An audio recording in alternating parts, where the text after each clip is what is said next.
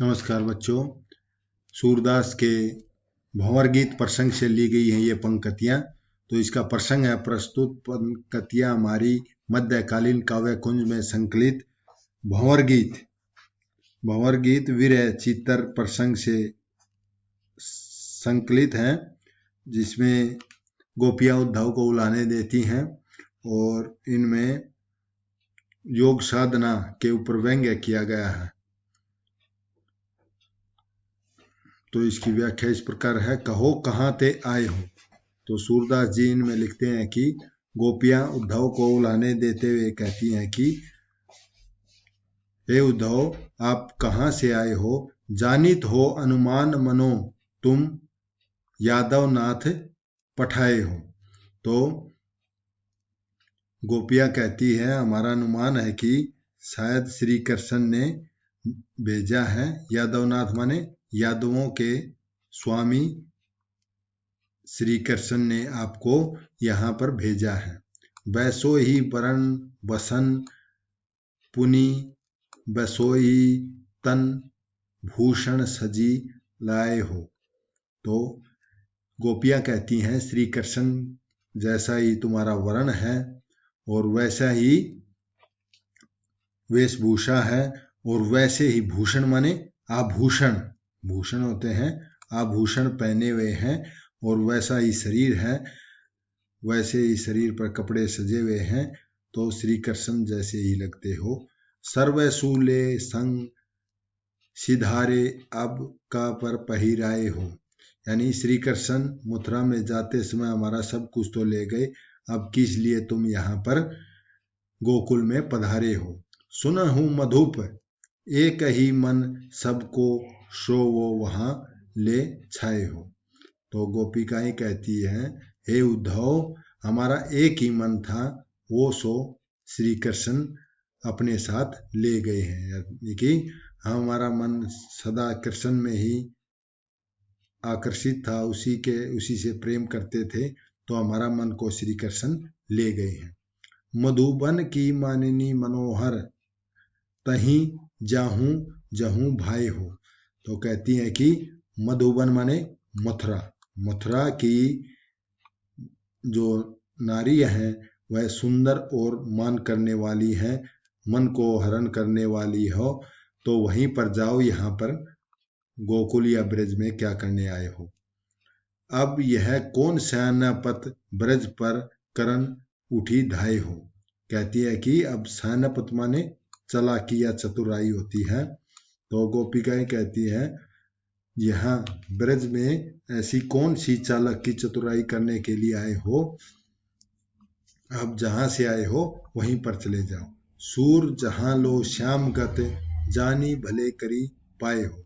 सूरदास जी कहते हैं, जहां तक श्याम, श्याम माने काले शरीर वालों को जानती हैं, वे एक जैसे होते हैं। श्याम गात के श्री कृष्ण थे, श्याम वर्ण के ही तुम हो। जिस प्रकार श्री कृष्ण ने एक हमारे साथ क्या है, विश्वासघात किया है कि मथुरा चले गए हैं हमारे को छोड़कर, हमसे प्यार करके, उसी प्रकार तुम भी यहाँ से मथुरा चले जाओ वापिस।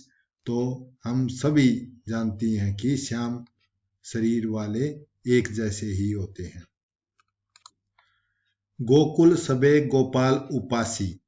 तो इन पंक्तियों में गोपिकाएं उद्धव से कहती है, हे उद्धव, गोकुल में सभी श्री कृष्ण, गोपाल माने श्री कृष्ण की उपासिकाएं हैं, उपासिकाएं माने उसकी पूजा करने वाली हैं। इस गोकुल में सभी गोपिकाएं श्री कृष्ण की पूजा करने वाली हैं।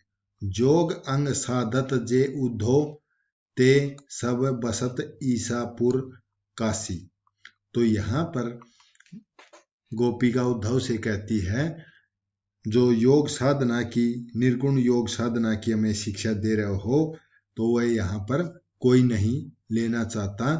योग साधना करने वाले साधक तो हे उद्धव भगवान शिव की, ईसपुर माने भगवान शिव की काशी, काशी नगरी में निवास करते हैं, वहां पर जाकर दो। यद्यपि हरि हम तजी अनाथ करी तदपि रहती चरण ही रस राशि। तो गोपिकाएं कहती है हरि, हरि माने श्री कृष्ण ने भले ही हमको तज के त्याग करके अनाथ कर दिया हो, तब भी हम उनके चरणों की प्यासी रहती हैं, उनके चरणों को अपने हृदय में ध्यान धरती हैं। अपनी शीतलता नहीं छाड़त यद्यपि शशि राहु ग्रासी। शशि माने चंद्रमा, चंद्रमा को राहु ग्रास कर लेता है यानी कि ग्रहण लग जाता है, फिर भी चंद्रमा अपनी शीतलता नहीं छाड़त, छाड़त माने शीतलता नहीं छोड़ता है। का अपराध जो लिखी पठवत प्रेम भजन तजी करत उदासी। तो गोपिकाएं कहती है हमने क्या अपराध किया है, क्या गुनाह किया है कि श्री कृष्ण ने योग साधना लिख करके हमारे पास भेजा है और प्रेम भजन को त्याग कर इस योग साधना करके हम उदासी रहे। तो कि हम प्रेम साधना को नहीं त्याग सकती। सूरदास ऐसी कौन बिरहनी मंगती मुक्ति तजे गुण राशि। सूरदास जी कहते हैं कि गोपियां गोकुल में ऐसी कौन सी विरहनी गोपिका है जो गुण राशि श्री कृष्ण, गुण राशि माने गुणों के समूह श्री कृष्ण को त्याग कर मुक्ति मांगती हो। तो यहाँ गोकुल में ऐसी कोई विरहनी नहीं है जो मुक्ति की कामना करती है, सभी श्री कृष्ण की उपासना करती हैं, उसी से प्रेम। इन पंक्तियों में सूरदास जी कहते हैं कि उद्धो जोग सिखवन आए। तो यहाँ पर गोपियां उद्धव से कहती है तुम हमें योग सिखाने के लिए, योग साधना सिखाने के लिए आए हो। सिंगी बसम अधारी मुद्रा ले ब्रजनाथ पठाई हो। ब्रजनाथ का अर्थ है श्री कृष्ण, ब्रजनाथ का अर्थ है श्री कृष्ण। भगवान श्री कृष्ण ने तुम्हारे को सींगी, सींगी का अर्थ है सींग का बाजा, सींग का बाजा, और भस्म, भस्म होती है राख, और जो मुद्रा होती है अधारी मुद्रा ले ब्रजनाथ। श्री कृष्ण ने तुम्हारे को सींग का बाजा, भस्म, अधारी मुद्रा आदि योग साधना की ढेर सारी मुद्राएं सामग्री दे करके ब्रज में भेज दिया है। जो पे योग लिखो गोपिन को कत रस राज खिलाए।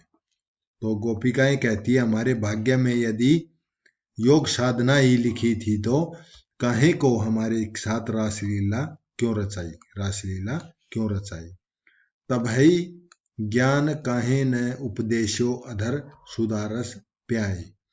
यदि हमारे को पहले ही ज्ञान की योग साधना क्यों नहीं दिया, हमारे को ज्ञान का उपदेश काहे न दियो।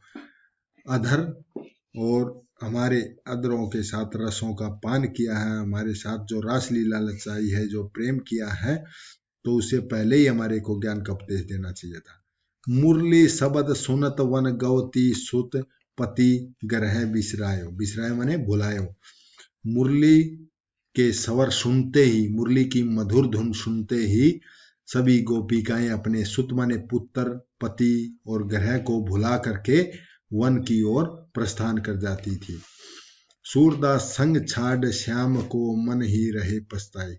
तो गोपिकाएं, सूरदास जी कहते हैं कि गोपिकाएं संग माने श्री कृष्ण, श्याम माने श्याम का संग छोड़ करके गोपिकाएं अपने मन में पछता रही हैं। तो इसमें वियोग श्रृंगार का वर्णन किया गया है।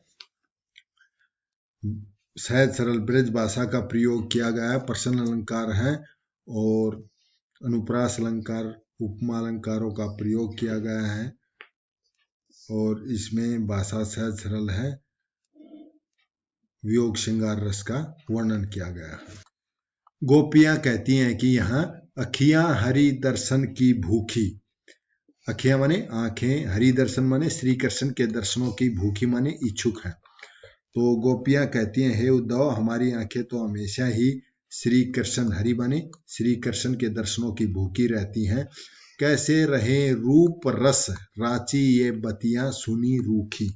तो यहाँ कहती हैं कि श्री कृष्ण के रूप रूपी रस में रची हुई, रूप रस में रची हुई ये बातें भला योग साधना की रूखी बातें कैसे सुन सकती हैं, योग साधना की रूखी बातें कैसे सुन सकती हैं, हमेशा उनके सौंदर्य में ही, रूप सौंदर्य में डूबी रहती हैं। अवधि गणत इकटग मग जोवत तब एती नहीं झूठी। तो हमेशा ही यो श्री कृष्ण की जो अवधि की प्रतीक्षा करती रहती हैं, प्रतीक्षा रहते हुए भी इतना कष्ट नहीं होता, न ही उसके मग जोवत, मग माने राहें देखती हुई, रास्ता, मग जोवत माने राह देखते हुए भी इतनी नहीं थकती, एती नहीं झूठी। श्री कृष्ण की राह देखते हुए या उसकी प्रतीक्षा की याद करते हुए भी इतनी दुखी नहीं होती जितनी कि योग साधना से। अब इत जोग संदेश उद्धो अति अकुलानी दुखी। अकुलानी होती है व्याकुलता से भरे हुए, व्याकुलता से भरे हुए। यो हे उद्धव, उद्धव माने हे उद्धव, आप जो योग संदेश लेकर आए हो, योग साधना का संदेश है, उसकी व्याकुलता से हम बहुत दुखी हैं। बारक वह मुख फेरी दिखायो दूधी पे पीवत पतूखी।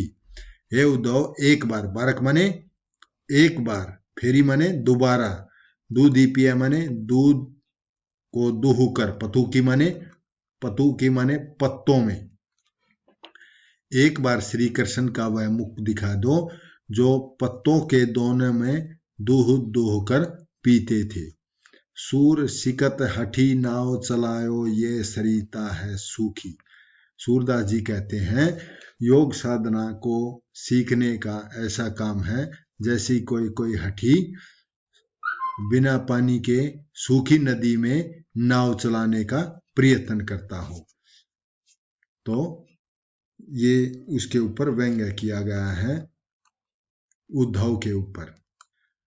यहाँ पर गोपिकाएं उद्धव को कहती हैं कि श्री कृष्ण के प्रति अपना प्रेम को दृढ़ता पूर्वक प्रकट करते हुए कहती हैं गोपियां उद्धव से, कृष्ण तो हमारे हरी लकड़ी के समान है, जैसे कि एक पक्षी है, हरिल नाम का पक्षी होता है, वह अपने पंजों में एक लकड़ी को पकड़कर उड़ता रहता है, उसको अपना सहारा मानता है। तो उसी प्रकार गोपियां भी श्री कृष्ण को हरिल पक्षी की तरह सहारा मानती हैं। हमारे हरी हारिल की लकड़ी, मन करम वचन नंद नंदन उर यह दृढ़ करी पकड़ी। तो यहाँ कहती हैं गोपिकाएं श्री कृष्ण तो हमारे एक सहारा मातर हैं, जिस प्रकार हारिल पक्षी लकड़ी को पकड़कर उड़ता है, उसी प्रकार हम भी श्री कृष्ण को एक सहारा मानती हैं, उसको पकड़े रखती हैं। मन कर्म वचन नंद नंदन उर को, यानी कि हम मन से, वचन से और कर्म से नंद के पुत्र श्री कृष्ण को अपने हृदय में दृढ़ करी पकड़ी, दृढ़ता के साथ अपने हृदय में पकड़ी हुई है। जागत सोवत सौपन दिवस निशी कान कान जकरी। हम जागते सोते सौपन में, दिन में, दिवस माने दिन में, निशी माने रात में, काना काना माने श्री कृष्ण का जाप करती रहती हैं। सुनत जोग लागत है ऐसो जो करोई ककरी। ककरी का अर्थ है ककड़ी, करोई का अर्थ है ककड़ी। तो हे उद्धव, योग को सुनकर तो ऐसा लगता है जैसे कि यह कड़वी ककड़ी हो। सू तो व्याधि हमको ले आए देखी सुनी न करी। उद्धव को कहती है, व्याधि माने एक पीड़ा या बीमारी होती है, व्याधि, व्याधि माने बीमारी। हे उद्धव, जो योग साधना लेकर आए हो, यह तो एक व्याधि बीमारी के समान है, जो हमने न तो कभी देखी है, न कभी सुनी है, न कभी करी है। यह तो सुर तीन ही ले सोपो जिनके मन चकरी। हे उद्धव, यह सूरदास जी इन पंक्तियों में कहते हैं, यह उन लोगों को सौंपो योग साधना जिनका मन हमेशा चक्री माने चंचल रहता है, ताकि उनका मन स्थिर हो सके। हम गोपियां तो श्री कृष्ण के रूप रस रंग की पगी हुई है, उसी से प्रेम करती है। तो इनमें वियोग वर्णन का वर्णन किया है। ब्रजभाषा प्रयोग।